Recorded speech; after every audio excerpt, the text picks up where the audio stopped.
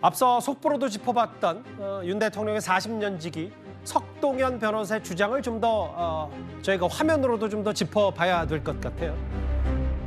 계엄으로 인한 수사와 탄핵은 뭐 여전히 억울하다라는 입장을 토로했다.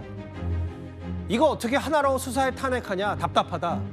수사보다 탄핵 심판 절차가 우선이라는 생각이고, 탄핵 심판을 피하지 않지만 소추 열흘 만에, 아직 열흘밖에 되지 않았는데 입장을 내기 어렵다.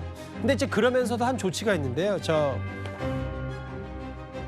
성추 부장님, 석동현 변호사가 여기 말고 아까 속보 나왔던 말고 추가로 뭐라 그랬냐면 이재명 대표 등을 무고 혐의로 맞고소하겠다. 어떻게 내란이라고 이렇게 일방적으로 규정하냐? 이 부분을 좀 윤 대통령 측이 대응을 한 것 같더라고요. 일단 좀 시끄럽게 만들고 싶은 의도가 있는 것 같고요.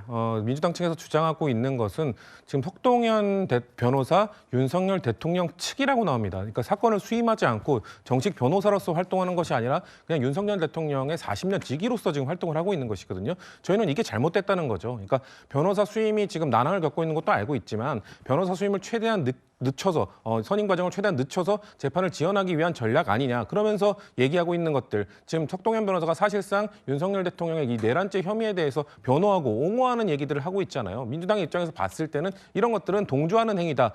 내란죄, 내란 수괴를 옹호하는 행위다라고 주장하고 있는 겁니다. 그러니까 당당하게 이런 얘기를 할 거면 변호인은 그런 얘기 할 수 있습니다. 변호인의 자격을 당당하게 갖추고 이야기를 하라고 하는 것인데, 석동현 변호사가 본인이 계속해서 뭔가 시간을 끌기 위해서, 그리고 뭔가 그냥 공보 역할로서만 하고 끝까지 그렇게 할 것인지는 모르겠으나 지금의 상황은 아주 국민들이 볼 때도, 민주당이 볼 때도 너무 애매한 위치에서 하고 있기 때문에 당당하게 맞서라는 주문을 하는 것인데, 그거에 대해서 오히려 맞고소를 한다? 이거를 좀 지저분하게 만들면서 시끄럽게 만들면서 뭔가 이 재판 과정 자체를 좀 지연시키기 위한 또 하나의 전략을 펼치는 것뿐이지, 석동현 변호사가 지금 당당할 때는 아니다라는 말씀 드리고 싶습니다. 예. 근데 저 부분은 사실 그 민주당에서 내란 선전죄로 고소한 거는 잘못된 거예요. 왜냐하면 내란죄 범할 것을 선동하거나 선전하는 경우에 저 죄가 되는 거거든요. 근데 석동현 변호사가 설령 변호인 자격이 아니라 하더라도 일반 국민이 대통령 내란죄에 해당하지 않는다 이렇게 평가할 수 있는 거예요. 거기에 대해서 내란 선전 선동죄로 고소한다? 저는 그 구성 요건을 충족할 수가 없는 죄로 고소를 한 거기 때문에 저 부분은 무고죄로 고소하는 석동현 변호사의 조치가 저는 타당하다고 보는 것이, 애당초에 민주당에서 내란 선전 선동죄로 고소하면 안 되는 거였다고 생각을 합니다. 비판할 수는 있죠. 왜 대통령에 대해서 변호인 선임서도 내지 않고 변론을 하냐, 이런 비판을 넘어서서 어느 구성 요건에 해당한다고 고소했는지 저는 이해가 안 되는 부분이 있어요. 그런데 일단 최근에 윤 대통령 측의 스피커 역할은 저렇게 보시는 대로 40년 지기 석동현 변호사가 맡고 있죠. 애초 전망하기로는 검찰총장 출신인 윤 대통령이 최고 전관들을 동원해서 법리 다툼을 할 것 같다, 이런 전망들이 꽤 많았었는데 오늘 한 국회의원이 이런 분석을 해놨습니다. 직접 들어보겠습니다. 실제 실무를 할 변호사님들이 필요한데 이게 안 된다는 거예요, 섭외가. 윤석열 본인이 이제 법대 동기 중에 한 분이 후배들 위주로 좀 섭외를 하고 있다는데, 후배들이 전부 손살에 친다는 거예요. 역사의 죄인이 되고 싶지 않다. 그리고 보통 이런 사건 맡게 되면 해당 자기가 소속된 법무법인에서 나와야 되잖아요. 그러기에는 이길 것 같지도 않고. 헌법재판소는 대통령에 대한 서류를 형사소송법 제65조, 민사소송법 제187조에 따라 2024년 12월 19일 발송 송달을 실시하였습니다. 소송 서류를 실제로 수령하지 아니한 때에도 송달의 효력은 발생합니다. 2024년 12월 27일 변론 준비 기일은 그대로 진행합니다. 그러니까 오늘 헌법재판소 측 얘기는 대통령이 지금 탄핵 관련 서류를 일주일째 안 받고 있는데, 일단 이제 이 정도로 지체되면 받은 걸로 간주해서 정상적으로 제때 헌법재판소 시간표대로 탄핵 절차 진행하겠다, 오늘 이 얘기고요. 이현정 의원님, 석동현 변호사도 한 언론과 이런 인터뷰를 했더라고요. 일생을 거래하고 기존 고객들도 안 좋아하지 않겠냐라고 하면서 지금 변호인단 꾸리는 게 그렇게 쉽지 않은 것 같아요. 지금 석 변호사 본인도 변호인단에 안 들어가잖아요. 그러게요. 이게 지금 이 상황이라는 거죠. 이게 지금 제가 알아본 바에 따르면 다들 그렇게 이야기를 한답니다. 그러니까 내란죄가 되고 안 되고에 대한 어떤 논쟁거리는 있어요. 근데 다들 윤 대통령 친분인분들이 도대체 왜 했냐, 왜 비상계엄을 했냐의 부분에 대해서 이해를 다 못한다는 거죠. 그 누구도 비상계엄을 했다는 부분에 대한 동의를 왜냐 변호인을 하려면 윤 대통령 입장에서 뭔가 변호를 해야 되는데 그 부분에 대한 지금 이 해석이 되지 않는 거예요. 그리고 지금 김홍일 전 방통위원장 같은 경우도 이거 뭐 본인이 정말 이게 법리적으로 맞아서 하는 게 아니라 이게 나라도 안 하면 누가 하냐라는 그런 이야기를 했다는 거고 윤곽근 전 고검장도 아직 결정된 바가 없다라고 이야기를 하고 있어요. 예. 이게 이제 변호인단을 구성하게 되면 본인들이 지금 기존에 하던 소송들 이런 것들을 다 그만두고 전적으로 여기에 사실 매달려야 됩니다. 예. 그리고 이제 지금 이 사태가 예전에 노무현 대통령이나 박근혜 전 대통령처럼 그냥 비리나 뭐 이런 것들에 대한 뭐 선거법 위반 이 정도가 아니라 이거는 지금 내란죄가 되느냐 안 되느냐에 대한 또 비상계엄에 대한 굉장히 엄중한 문제잖아요. 예. 이제 그렇다 보니 선뜻 이분들이 자신의 모든 어떤 이 그동안의 변호사로서의 어떤 경력을 걸고 윤 대통령의 변호인단에 들어가는 게 쉽지가 않다는 거예요. 그래서 지금 전직 지금 이 헌법재판소에 근무했던 분들 이런 분들 찾는 것도 지금 쉽지가 않다고 그럽니다. 왜 그 많았던 헌법재판소장 재판관 중에서도 아직 한 명도 없지 않습니까?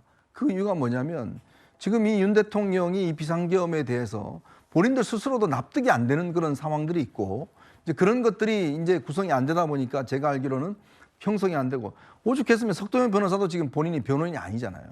그러니까 지금 친구로서 지금 입장을 대신 전달해주는 왜냐 지금 대통령실의 기능 자체가 전혀 못하게 돼 있으니까 예. 그걸 지금 대신 전달해주는 그런 입장인 것 같고 이제 그런 면에서는 꽤 고민이 지금 많은 걸로 알고 있습니다. 근데 제가 이거 전혀 비꼬는 게 아니라 이현정 의원님 실제로 그 여러 유튜브를 통해서 강경 보수 혹은 대통령의 계엄이 뭐가 잘못됐냐 통치행위 아니냐 정당성을 부여했던 뭐 변호사 출신 사람들도 있는데 그럼 뭐 예를 들어 지금도 이제 계엄을 정당하거나 대통령과 뜻을 같이 하는 사람들도 왜 그럼 그 변호인단에 합류할 수 있는 거 아니에요? 뜻이 같다면?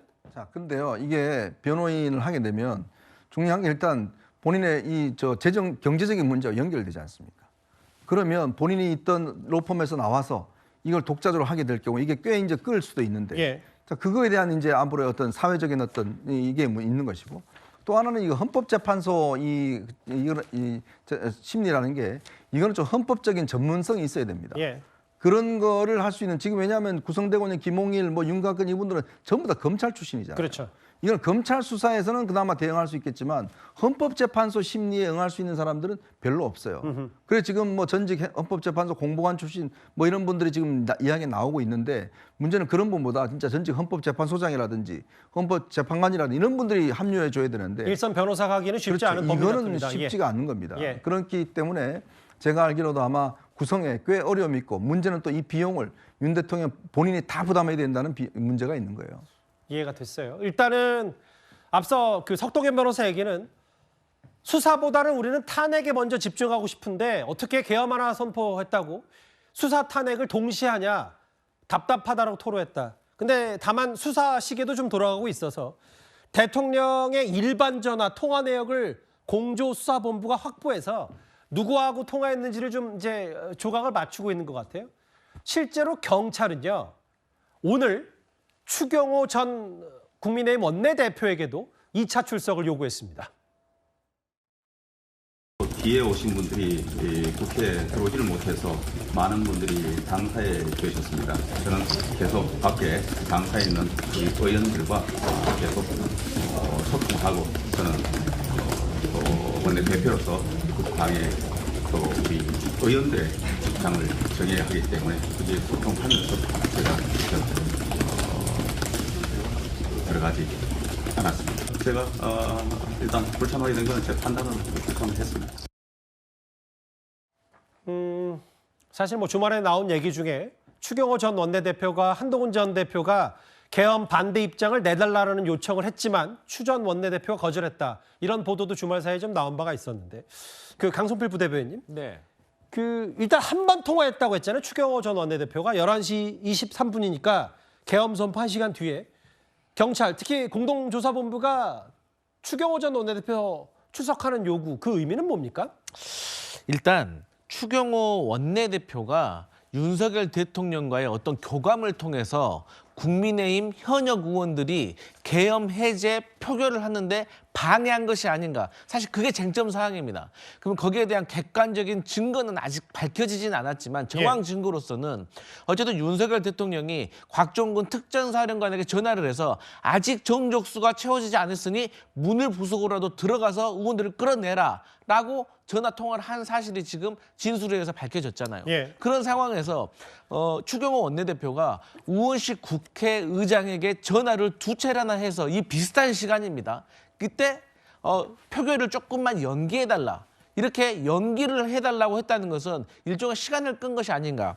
또 국민의힘 현역 의원들의 텔레그램 단체방에서 한동훈 당대표가 본인이 이제 의원이 아니니까 박수영 의원을 통해서 대신 본회의장으로 와달라라고 했고 또 그 방 안에서 또 현역 의원들이 계엄은 잘못됐다 본회의장 와주세요 했는데 추경호 원내대표는 여기에 대해서 침묵했다는 거예요. 그리고 또 당사로 와라 본회의장으로 와라 이렇게 오락가락한 결정들이 결과적으로는 의원들이 계엄 해제 표결을 하는데 방해가 됐는데 이것이 윤석열 대통령과의 계엄 이후에 통화에서 비롯된 것이 아닌가라고 의심을 하고 있는 것 같습니다. 그 이제 대통령의 그 비화폰 그러니까 이제 보안이 돼 있는 비밀 전화 말고 실제 최근에 바꿨던 일반 전화에 대한 통화 내역을 경찰이 확보했고 두 번째로 요구했어요. 출석을 추경호 전 원내대표에게. 일단 대통령은 수사와 탄핵을 어떻게 동시에 하냐. 탄핵 먼저 해야 된다. 탄핵 절차 먼저 밟아야 된다라고 했지만 일단 수사당국의 수사 시계도 뭐 정상적으로 일단 돌아가는 듯하고요. 이렇게 대통령이 여러 수사 속보로 더더욱 위기에 빠질수록 집권 여당도 이 분위기에 흘러갈 수밖에 없는 나쁜 구조가 될 겁니다.